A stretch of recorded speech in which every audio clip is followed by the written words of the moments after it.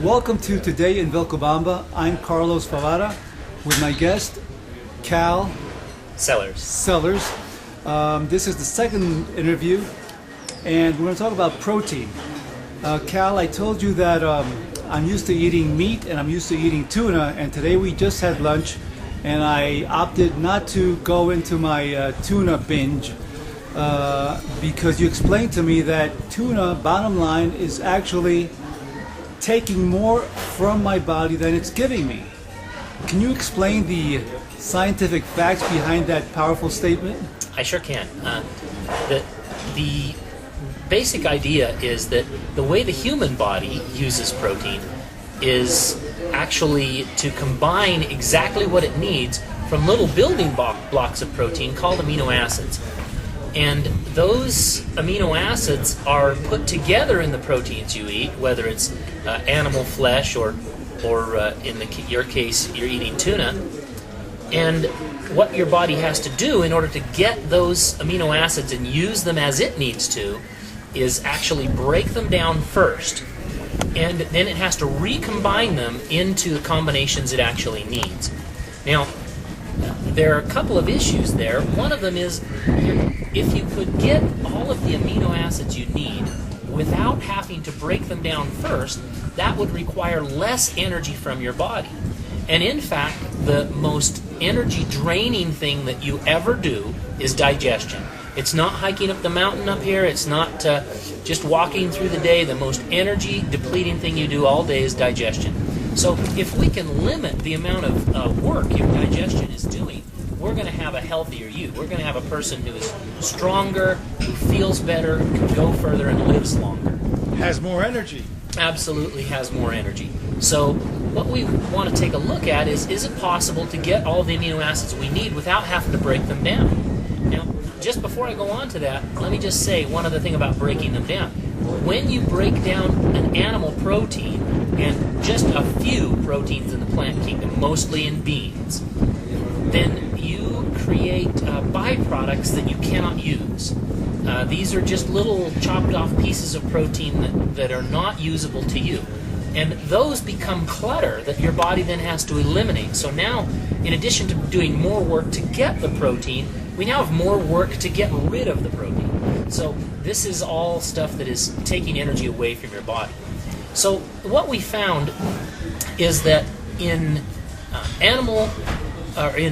plant proteins, in all plants there is protein, there are amino acids, and we can get what we need from those plants.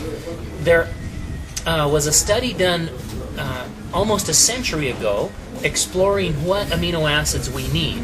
And in this study, they did the study on rats, and they found that rats needed 10 essential amino acids.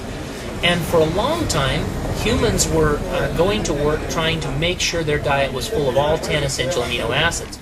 What happened was, a few years later, actually 40 years later, the study was reconducted, but it was conducted on humans.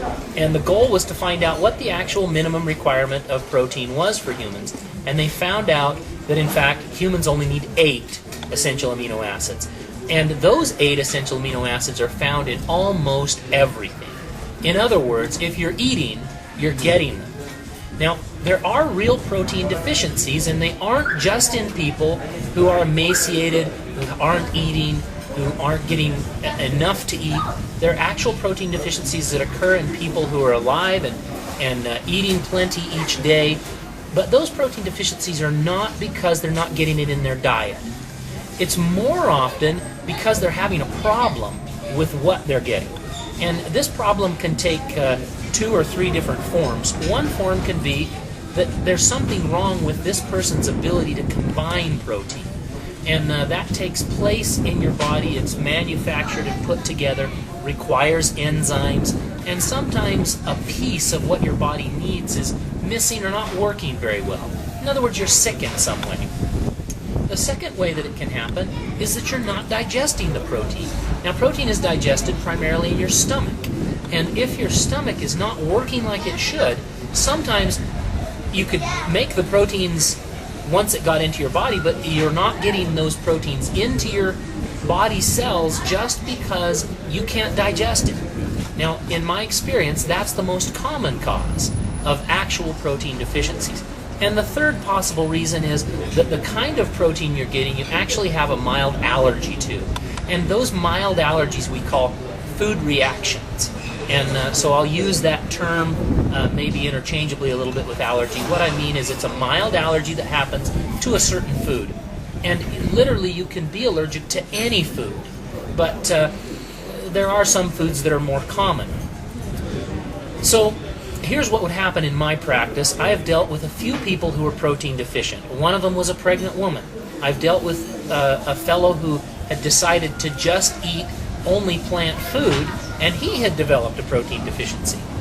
And in each one of these cases, I did the same thing, and every one of them got completely better. And it didn't take long. It only took about 2 weeks for them to stop having the symptoms of protein deficiency.